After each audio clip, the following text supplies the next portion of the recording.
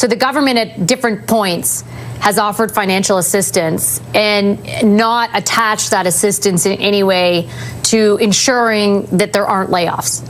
Absolutely. Remember the argument that Pierre Poilievre made consistently through the last election when everything was elbows up and there was so much Trump hysteria in our country at that point in time, which has subsided a little bit since, but is still pretty much there. Remember what that was? It was, yes, Trump is doing X, Y, and Z. However, we need to focus on what we can do. We need to focus on what we have domain over, and we need to stop shooting ourselves in the foot and focus on how we can bring prosperity to this nation that will not be impacted by outside forces. Remember, that was really the main driver that Poilievre was hitting, and he was told that he was fake news. We're going to focus on Mark Carney. Elbows up. Let's fight Trump. Remember that? Well, here we are. We have the Algoma steel story keeps developing as the day goes on. I know you amazing people were trying to get into our live chat last night, trying to explain what was been happening because this news kind of broke last evening, and it's been developing into more today. That yes, 1,000 people were let go of Algoma steel, but it wasn't directly because of the Trump tariffs. It was actually due to our own rules that our government has placed on our industry here, and that is what led to 1,000 people being let go. And the federal government knew about it, and they still gave $400 million to Algoma Steel, knowing full well the plan to remove 1,000 workers. We're going to be getting to that and so much more. Welcome to the Elevate Podcast. I'm your host, Josh. If you get any value from today's episode, take the time to like, share, and subscribe. It helps us to grow. It helps us get to new audiences, and it helps people see that there is something different than what the mainstream media has to offer. And now let's get into our first story, shall we? As I said, Algoma Steel CEO said feds knew about plans for layoffs before giving a $400 million loan. This interview happened last night on CTV with Vashi Kapelos, and the CEO of Algoma Steel said, yeah, they knew full well what our game plan was, that we were going to be converting to a new form of steel making, and we weren't going to need as many people to run the operation, which was going to lead to mass layoffs. We were very open with our business plan and how it's going to work, and we presented that to them, and they still gave us the $400 million, plus Ontario gave us $100 million on top of that, totaling $500 million, or loans, I should say, at this point. And that has been a very fascinating story. Said this, Canada's last remaining independent steel producer, which employs about 2,700 people in the Northern Ontario town, issued layoff notices to about 1,000 workers on Monday, effective in March. The company was hit hard by 50% tariffs imposed by U.S. President Donald Trump in June. The layoffs come less than a month after the company said it had completed $500 million in financing agreements with the federal government and government of Ontario, which had provided loans of $400 million and $100 million, respectively. In an interview on CTV's Power Play, CEO Michael Garcia said it has been a very challenging and sobering week for Algoma Steel, and that the entire company has known for a few months what its strategy would be if the tariffs were not removed.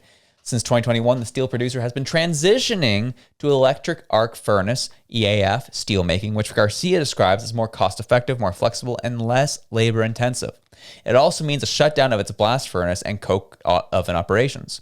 Garcia explained to host Vashi Kapelos that cutting jobs at Algoma Steel was always the future of this company. Only 1,600 employees are required to operate electric furnaces that can produce 3.2 million tons of steel, compared to 3,000 employees operating blast furnaces that produce 2 million tons, he noted. However, transformation timelines have been sped up as a result of unprecedented tariffs imposed by the United States, which have effectively closed off Canadian steel to the American market. We expect that transition to happen in early 2027 or late 2027, but with the dynamics and the significant change to our available markets with the U.S. tariffs, the future has arrived early at Algoma Steel, Garcia said, adding that his company could not survive without this accelerated timeline or financing that the federal and provincial governments have provided. When asked by Kapelos if Ottawa and Ontario knew layoffs were in the cards before it agreed to the $500 million in loan assistance, Garcia said the government certainly knows our business strategy. So this was the thing, is our Canadian government, including the Ontario government, helped fund Algoma Steel in their transition to this EAF model within their factories, knowing full well that the result was going to be jobs were going to be shed in the process. And it's a really tough one to really come to grips with, right? Because if EAF, and this is where I'm not the industry expert, so I'm not going to try and delve into, is it actually more efficient? Is this just a green play? We don't really know, and I'm not going to pretend to know. However, if we're going to go off face value, say EAF is more productive, that you can produce more steel with less employees, well, it just makes business sense. I can't be too upset about that. However, when you present your business plan and what you're trying to do, and you know jobs are going to be shed, and the government knows that those jobs are going to be shed, give you the money to facilitate the green transition, which, you know, they all love that. And then the job losses hit and they turn around saying, Trump's fault, the United States fault. Well, it's all Trump. Look what we did to you. No. In this case, yes, sure, Trump was an indirect factor. However, those jobs were always going to be lost. Those jobs were not going to be around. And as the CEO said here, it just fast-tracked what was going to happen. We're going to send these jobs away by 2027. Well, it came, about 2 years early. Instead of being the end of 2027, it's going to be beginning of 2026. Do you know what the frustrating part about all this is? CEO and government were talking about this. Algoma and the CEO of Algoma Steel and the government have been talking about this for a long time. Knowing that was the business plan, unfortunately, the workers were not made aware of those plans. And they were stunned to hear that they were let go. To find out yesterday they were going to end up getting let go come March. That's shocking. And then to know that wasn't the plan the whole time, that they're going to be losing their jobs by 2027, well, that's tough. That's a tough break. So when that announcement drops and now the blame comes down to, well, Donald Trump's tariffs. Sorry, my friends. No. The green transition is what caused 1,000 jobs to be shed. It was the government actually facilitating, essentially be a bridge loan for Algoma Steel to bring in the next iteration of their production. And it's just pretty disingenuous to then say, it's Trump's fault when it all goes down. However, the union representative went on CTV with Vash Capellas as well to explain his side of the story. And it was very interesting how all this conversation was happening between the government and Algoma Steel to make this happen, and never consulted the unions in the process. And that's what they had to say. What happened is, originally when the EAF project was announced, there was some financing provided from the government, but they never consulted with the unions to see if there should maybe be some conditions with respect to the workforce. Subsequent to that, in 2022, we negotiated a letter of agreement regarding the transition, and it contained a number of mitigation strategies. And the mitigation strategies were to allow people to be re-educated, learn different jobs, and to try to start a helper program that would allow non-trades to help trades. And again, the government gave money, and again, they didn't consult with the unions. Again, they didn't provide us any conditions to that money that would help us ensure the mitigation strategies would be implemented. And what we're left with today is that we're in an arbitration case on contracting out, where the mitigation strategies section of the letter of agreement, the company is saying expired on July 31st, 2025. And nothing could be further from the truth. So now we're going into the litigation. Just to be clear, so I think if I interpret this correctly, so the government at different points has offered financial assistance and not attached that assistance in any way to ensuring that there aren't layoffs. Absolutely. And there may not have been no layoffs, but certainly there should be conditions where work that needs to be performed could be performed by the workers. That's the commitment in the collective agreement. We reached out to the government to get their response, because it's not just there's been previous financial assistance, but there's very recently a substantial amount of money that the government, both in Ontario and the federal government, have agreed to loan Algoma. We reached out to get a minister on. Nobody was available from either government, unfortunately. What is your message to those governments tonight, following this news? Well, they should recognize that we are taxpayers, and it doesn't matter which party we support. We are their citizens, and they should be at least taking care of us. We're not asking them to find us jobs, but what we do want is for them to attach conditions to funding that says common sense needs to prevail, and the workers need to be considered, irrespective of what's happening with the company. We're not asking for handouts, but we're asking our workers have brought this company back from CCAA 3 times now. So we should be recognized by the government for attempting to keep the economy going. So there you have it. No jobs guarantees, no mitigation strategies of trying to shed as few jobs as possible. It was just, here's some money, Algoma Steel, have at her.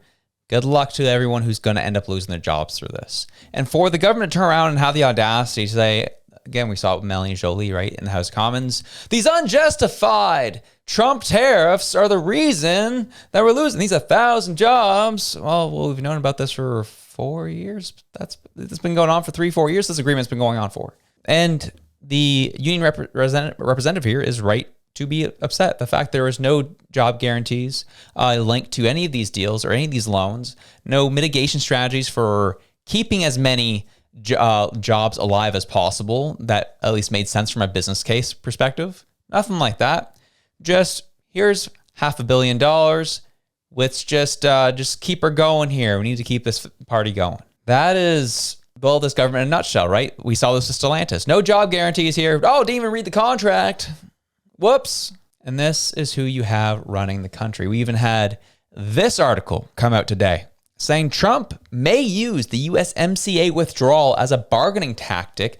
Trade experts warn Canada needs to be prepared for the risk of the U.S. may announce its withdrawal from the trilateral USMCA trade deal as a negotiation tactic, according to a legal expert who is testifying on the agreement at public hearings in Washington this week. Barry Appleton, a Toronto lawyer who is co-director of the Center for International Law at the New York Law School, is speaking before the office of the U.S. Trade Representative Wednesday as part of the scheduled review of the U.S.-Mexico-Canada agreement. The mere suggestion of USMCA termination serves as an exceedingly potent, almost extortionary bargaining chip, Mr. Appleton said. Brian Clough, who served as Deputy Chief of Staff to former Prime Minister Justin Trudeau, said he's increasingly concerned that U.S. President Donald Trump will issue a withdrawal notice. He said that Prime Minister's office under Mr. Trudeau was worried about this during Mr. Trump's first term, and Mr. Clough feels the likelihood of this to put pressure on Canada and Mexico is rising. A withdrawal notice from any country that is a signatory to the USMCA would trigger a 6-month countdown to that member exiting the agreement. And this has always been a concern of Canada's, quite frankly, that the U.S. could just do this. And the reason why I bring up this story is because in light of the Algoma situation, we have some very stupid politicians who are running this country. And the reality is they want to waste time pointing fingers, blaming other people, trying to keep their jobs alive by misrepresenting the facts, lying to their constituents, and trying to get away with it in the process instead of dealing with the issue that's at hand. So here we are, Algoma Steel shed 1,000 jobs. They turn around and say, Donald Trump did it. Meanwhile, they're the ones helping facilitate and knew about those jobs that were going to be disappearing and had nothing to do with Donald Trump. Donald Trump, as we said, is the mirror, right? He's the mirror to Canada's issues, and he just fast-tracked the issues as they were coming. And this is a situation that is no different. So in the face of this, we have these threats that could come, that could happen, which would be, what's Mark Carney's saving grace been these days? We still have the best trade deal with the U.S. in the world because he's relying on an old trade agreement in USMCA or CUSMA to make sure that he gets through this time. Meanwhile, he's done nothing. He's done nothing except for seeing increased tariffs on all of our goods from 3 different countries. That's what he's witnessed and seen during his time as Prime Minister. I thought I was going to see this all resolved by now. We are in December of 2025. I was hoping this would have been resolved in summer of 2025. That's what I was told was likely going to happen, and it didn't end up happening. And now we face the barrel of this situation where we were close to a deal, apparently, and then everything blew up, allegedly thanks to Doug Ford. And now we're seeing these threats potentially coming down where USMCA is just going to get, torn up, and America's going to be like saying, bye-bye, we're going to renegotiate on something else.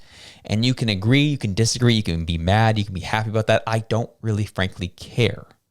It comes back down to the fact that our Canadian politicians have been in control of this for a very long time. And instead of really trying to put Canada on the map, trying to allow Canada to stand on its own 2 feet. They've decided to rely on the U.S., rely on the U.S., rely on the U.S., and do next to nothing to help bolster and make our nation strong. Now, someone like Donald Trump comes along and starts putting pressure on that very fragile system that we've contributed to ourselves. And what's the reaction of the liberal elite been? Donald Trump's fault, even though they've contributed to this happening. And Algoma Steel is a microcosm of them doing this across the board.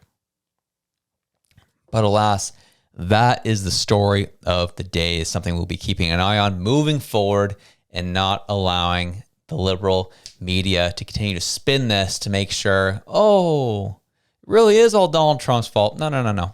This is our own liberal elite's fault, and they need to shoulder the burden of this because they did this straight up. But anyways, enjoy your day. Have yourselves a good one. I'm out.